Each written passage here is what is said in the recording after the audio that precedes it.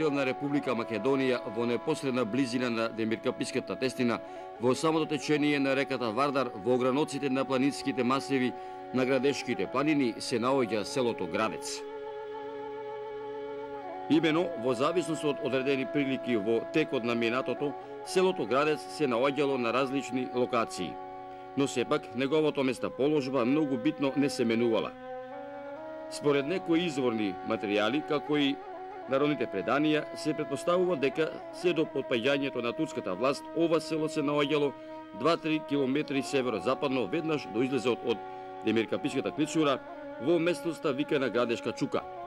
Оваа селска населба од секогаш представувала раскрсница на важни трговски патишта. Уште во раниот среден век низ Градец поминувал патот Вија Игнација и така нареченото Солунско џаде.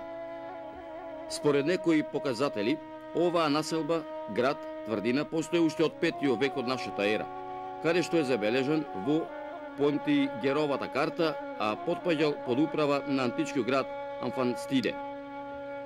Селото Градец својот процуд го завршува во 15 век со доаѓањето на турците османлии, поточно речено се претпоставува дека тоа се случило во 1570 или 71 година, каде што во овој временски период потпаѓа под Бојмиската нахија, а административен центар станува Валандово, како Ејалет, а ова административна единица легува во состав на румелискиот Беглер-Беглус.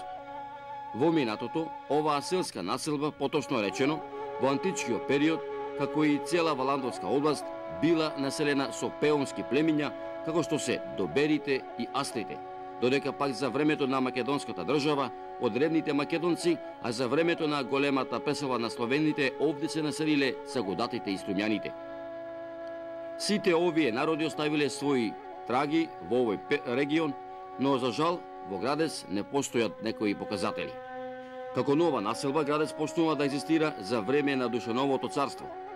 Од 1354 година, за тоа говори стариот напис на веќе ресторената црква во ова село, а воедно според некои пишани документи, како што се голем број зачувани манастирски повелби, што ги донесува царот Душан, во 1344 година го подигнува манастирот Свети Ѓорѓија, а во 1345 година ги подига двете цркви во ова село и на нив им дава имот. Како што спомнавме, Валандовското село Градец е раселено село, изумрено село, во 1961 година. Денеска од некогашното село нема ништо. Градец е едно од 100 села во Македонија во кои нема живот. Се е разурнато. Ги нема веќе Марковци, Петковци, Арбаджиеви, Ковалеви, Секирџиеви и другите семејства.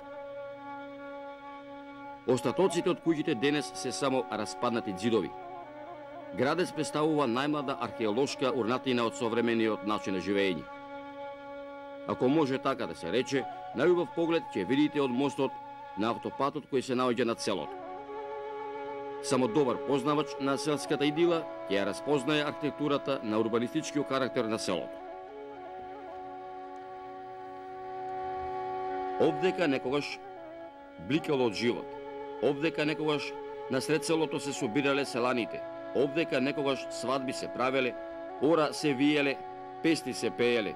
Житото се вршело овдека за панаѓурот, за Спасовден, моми јергени се бендисувале, се армасувале, карваните тука доаѓале, пазар се правело.